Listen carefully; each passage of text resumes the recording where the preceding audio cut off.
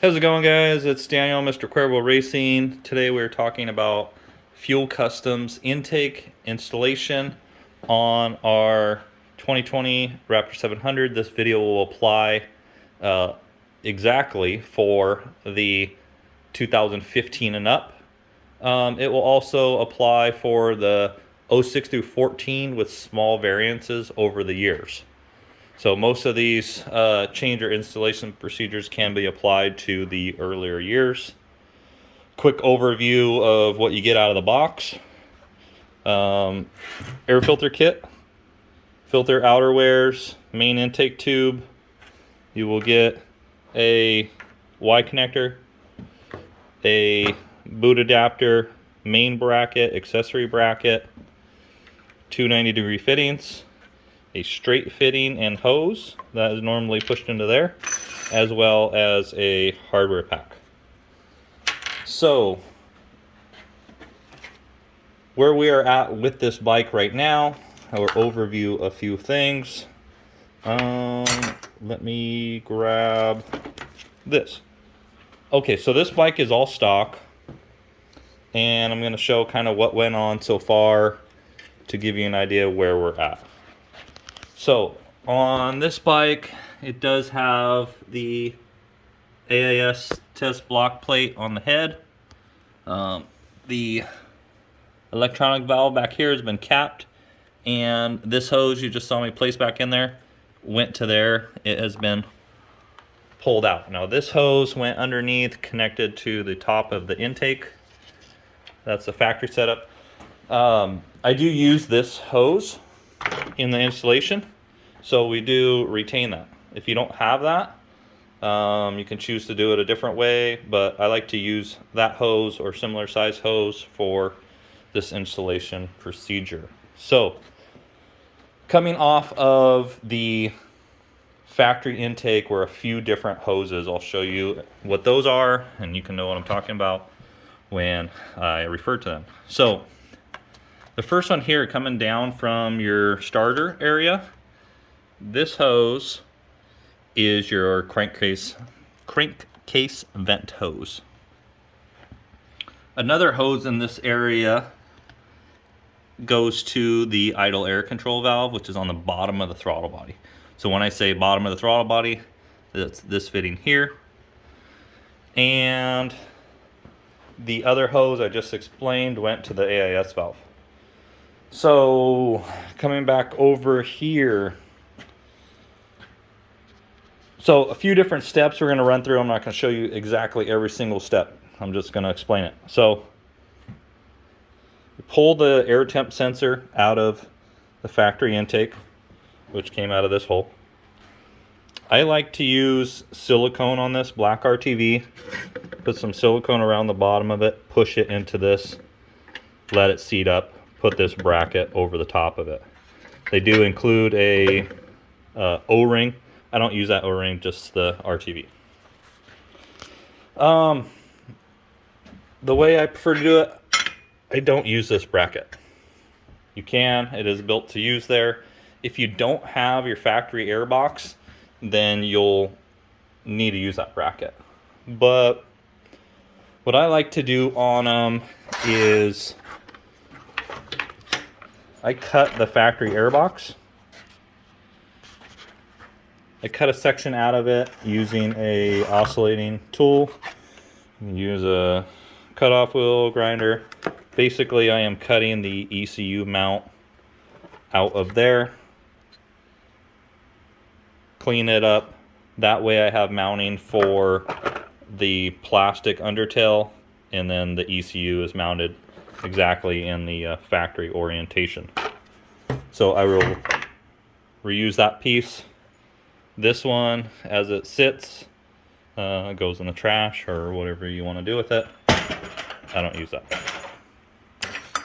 Next thing I do is take a scissors or razor blade, and I cut this boot that covers there. Sorry for the lighting's a little dark and whatnot, but I cut that away, gives more room, sits nicer on the bike.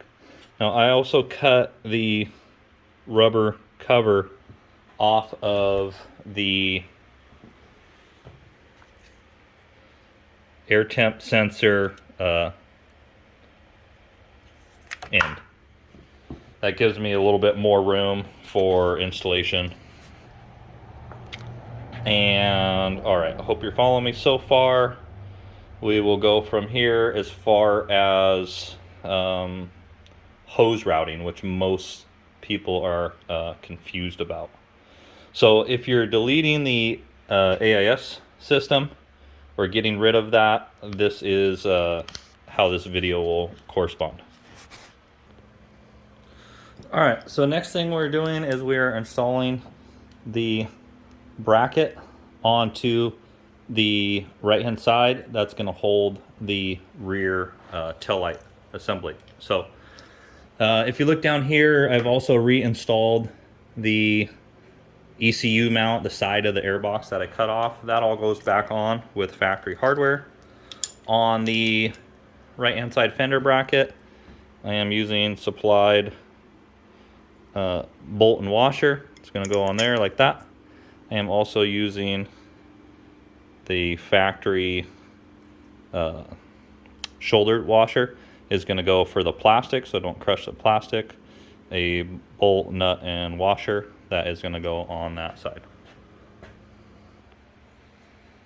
All right, we got that mounted on. Next thing we're going to do is show you what I did with the intake tube. I don't have the sensor in right there. You can imagine that it's there. I'll do that later. But I screwed in the 90-degree fittings to the top and the bottom of the intake tube. And these just go in snug. You don't need to torque them down or anything. They'll hold themselves in place. But you normally see a thread or so left over on that. So what we're going to do, I also got the boot on the front there. I will normally leave this just snug until I get everything in place. So what we're going to do is take your intake, take your main bracket, slide it over there, so put it on the right way. That always helps. So push your intake tube all the way up into the throttle body. This bracket is going to go underneath the plastics, just like so. And use the supplied bolts with washers. And we're just going to snug these down for right now because we don't have the front fender on it. Once we get the front fender on, these will go through the shouldered washer and tighten everything down. But for now, we are just going to run them in to hold everything in place, and we'll go through the last few steps.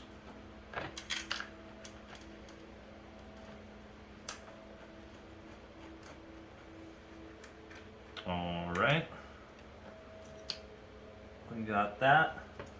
I am going to pause for a minute. I'll come up here and tighten these clamps up, make sure they're positioned to where I can actually get to them and tighten them, and we will go on from there to the hoses. All right, so I got the intake clamps tight. These two here have the sensor in. Now this leaves me with two hoses to hook up to two different fittings. One here on top and one on the bottom that you can fill if you reach down underneath. So what we're going to do is we're going to take this one here, and we are going to use either this straight section or this section here. Either one will work. We'll take the straight section. We're going to take it, use this barb fitting there, push that in there. That stays just fine without a clamp. If you really want to put a clamp on there or zip tie, feel free to, but it stays really well without. We are also going to cut about 2 inches off of this length. And we will attach it to your crankcase vent hose. So let's see if I can make everybody seasick. Let me push pause. All right, sorry about that. So we got that connected, and that is gonna go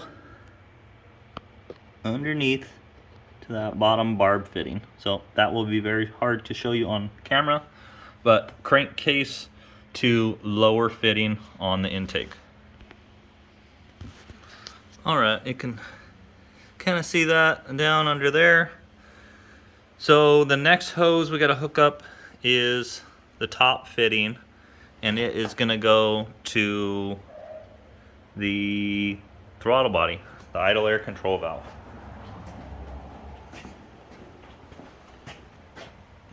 You'll probably say, well, I don't have a hose for that. It's not one supplied. So we're going from there to this fitting right here on the throttle body. And that is where I use the factory hose here. What I am going to do is I am going to use a scissors and trim this outer layer off. And then I will attach this hose to the throttle body and then cut it to length on the top side. Alright, so this was the factory hose that ran up over the top. We are going to cut this off here. Simple scissors will work.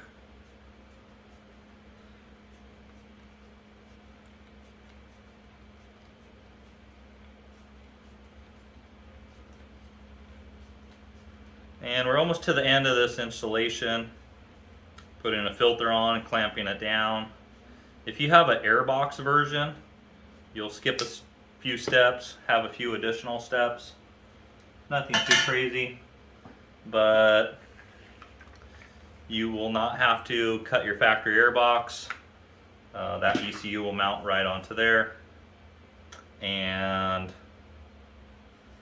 a little bit more struggle getting that airbox in. There is bolts that bolt through this bracket to the airbox. Normally I don't use those. Okay, so this hose has a flared end on either side. Either one will work, but we're gonna push it down through, connect it on the throttle body. You can put a clamp on there. It doesn't have enough tension to hold in without issue. So throttle body to the upper fitting. So this is just laying through. Gonna take up a little slack. We'll cut that fitting, or cut the hose, push it on the fitting. It's better to cut twice than cut once and be too short. So we'll try that again. And this will push on here.